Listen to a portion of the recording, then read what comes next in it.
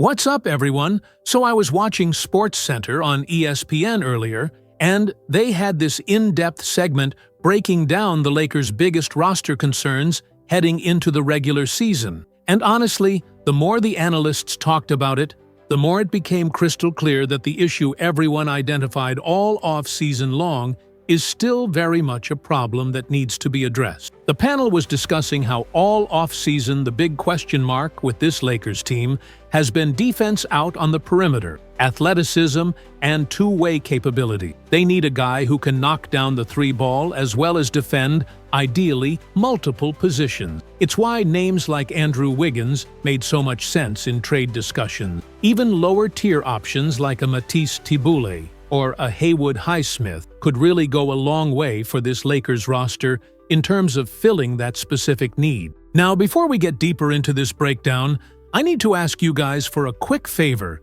that would genuinely mean the world to me and help this channel grow tremendously. If you're finding value in this Lakers content and analysis, please take just 1 second right now to smash that like button.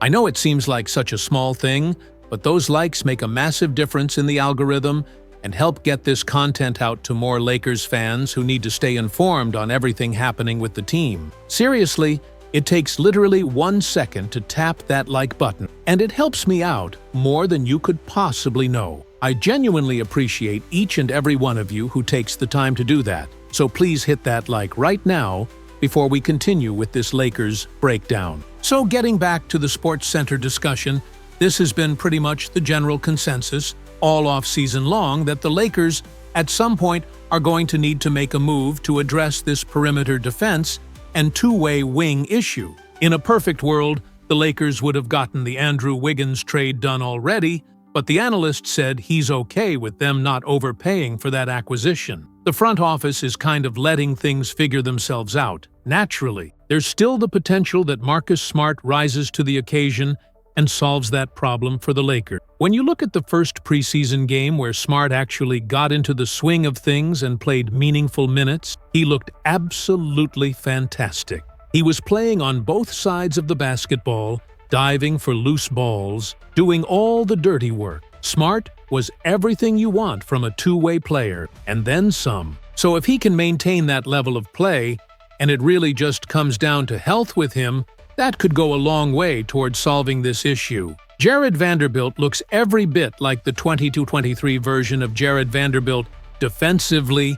It's just the offensive side, and specifically the shooting that remains a question mark. But the analyst said he really believes, just looking at Vanderbilt's shot mechanics and watching him in game action, he just thinks Vando needs in-game reps to get his confidence back. You can see the confidence is there with his shot. The release is noticeably quicker than before. The shot itself looks mechanically sound. Everything about it looks fine. It's just that there's a huge difference between being in an open gym working on your shot with a coach and actually having a defender running full speed at you in a live game with crowd noise and all the distractions and people moving around.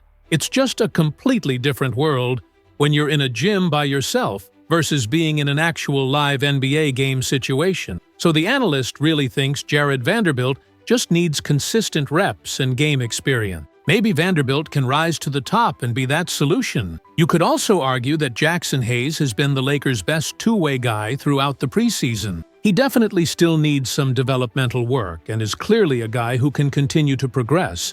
But as the analyst talked about all offseason when the Lakers acquired him, Hayes is someone who needs development time, but wouldn't be shocking if by midway through the season he's the starting center because he's playing both sides of the basketball effectively. Throughout preseason, Hayes had some really good offensive games where he was efficient around the rim. He also had some bad offensive games where he struggled, but he showed good defensive games as well. Hayes demonstrated the ability to play both sides of the basketball, but he also showed flaws on both sides too. So if he can tighten things up and become more consistent, there is potential that somebody could still rise to the top naturally from the current roster. Maybe it's not as big of a need as everyone thinks. Maybe the Lakers don't necessarily need an Andrew Wiggins-level player.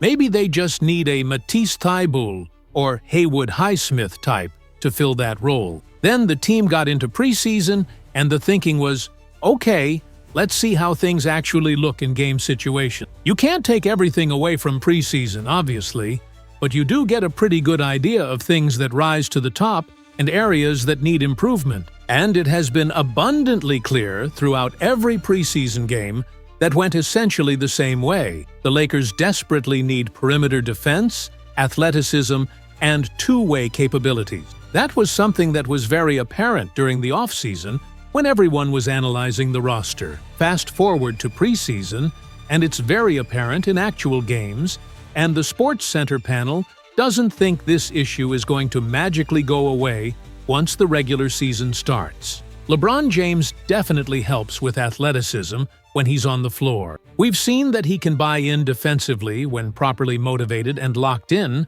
plus he can shoot the ball now. So LeBron could help address a lot of these concerns, but he's not going to solve all of it by himself. The Lakers are going to need that other dedicated two-way wing player, most likely. Again, unless somebody just naturally rises to the top and solves the problem organically. If Jackson Hayes, Marcus Smart, or Jared Vanderbilt, if one of those three guys emerges clearly as the answer, and it's obvious that's the guy who should be the starting wing, then perfect problem solved. But there is very real potential that the Lakers are going to have to make a trade for somebody to fill this role. The question now becomes, during the regular season, assuming that the issue doesn't get fixed naturally and nobody rises to the top, the question then becomes, will the Lakers need an Andrew Wiggins-level player, or will they be okay with lower-tier options like a Matisse Thybulle and/or Haywood Highsmith?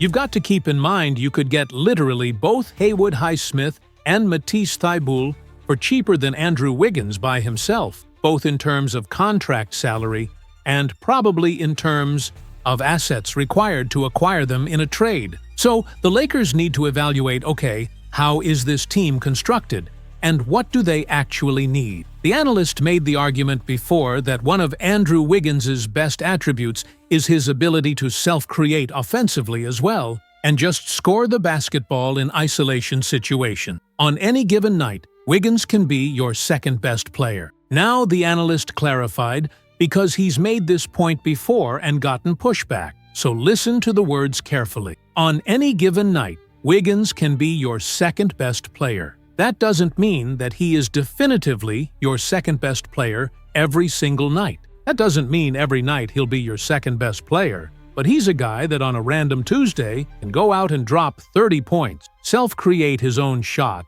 get in that zone, and elevate his game, shoot over the top of defenders, gives you athleticism, can apply rim pressure, and be a legitimate three-level scorer. He's a guy that can put the ball in the basket. He's a guy that can score the basketball while also defending positions 1 through 3. He can slot in defensively at the 1, 2, or 3 positions, or really the 2 and 3 primarily, and even some small ball 4 in certain matchup situations.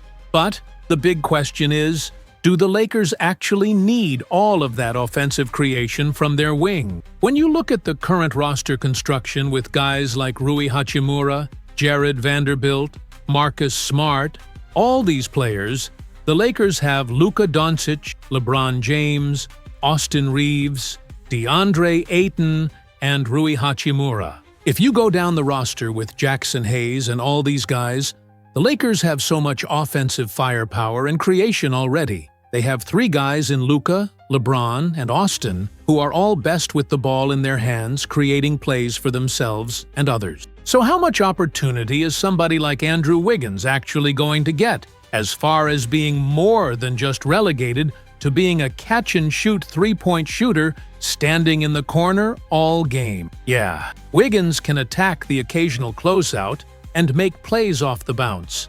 But for the most part, it's very likely that he's just going to be standing there, catching and shooting the basketball, while Luka and everyone else creates. Or he'll be slashing and moving without the basketball in his hands. You don't need to go pay $30 million annually to get a guy who's just going to do that. A guy like Matisse Thybulle could give you that defensive presence and spot-up shooting. A guy like Haywood Highsmith could provide that. You could go get both players, as the analyst mentioned, and now you have two quality role players. And you could even play both of those guys alongside Luka, DeAndre, and LeBron James at times, because those types of players are comfortable just standing in the corner, catching the basketball, and shooting when their number is called. So the Lakers clearly have a need that must be addressed. As for the backup center position, the analyst thinks Jackson Hayes will be fine in that role.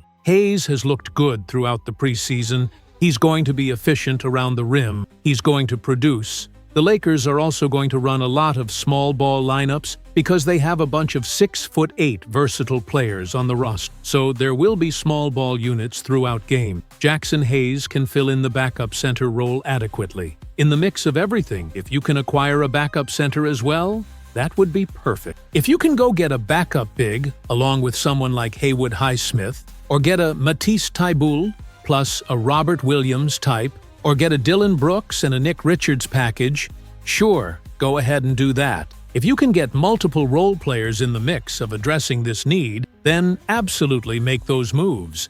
But the analyst doesn't think the Lakers need to prioritize the center position. He thinks Jackson Hayes has shown enough to be confident in that role. DeAndre Ayton, as long as he stays healthy, is going to be the star at that position, playing 30-plus minutes per night. The center position is not a priority in his opinion. The thing that is clearly the top priority is the exact thing everyone thought it would be all offseason, which is perimeter defense and two-way wing play. Every team in the preseason, what did they do against the Lakers? They took 100 three-pointers per game and just trusted that they could win the foot race and outrun guys like Luka, Austin Reeves, and Rui on the perimeter. Before Luka arrived, it was D'Angelo Russell, Austin Reeves, and Rui Hachimura getting targeted. Luka helps tremendously because he's such a good rebounder with an excellent nose for the basketball. He's a guy that can go get you 8 or 9 rebounds per night.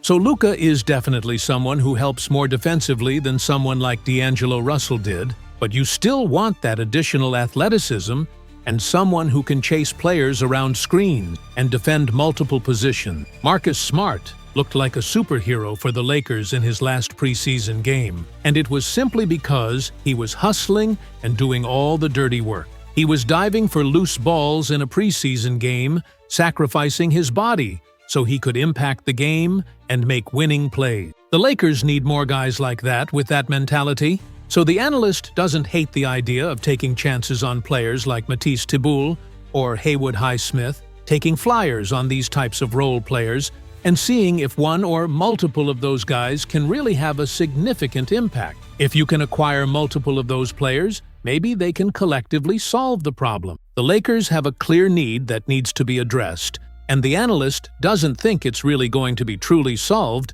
unless they make a move. Maybe you'll be able to band-aid the issue with the right combination of current roster players. Maybe you have a good enough combination where you can survive. But eventually the analyst thinks the Lakers are going to have to make a trade to get some additional athleticism and perimeter defense. Maybe Armel Traore comes back from injury and gives you some of that athleticism, but he doesn't provide two-way capability. And the question becomes, can you rely on him come playoff time because of his lack of NBA experience? The analyst would ideally prefer somebody who has playoff experience. Even if Traore is fantastic when he returns, he'd still look to acquire at least a Matisse Thybulle type. Even if Marcus Smart, or somebody like that, does rise to the top and plays well, the Lakers should still probably look at acquiring at least a player like Thybulle or Highsmith, someone who can slot into either guard position or play the 3. Someone who can basically defend positions 1 through 3,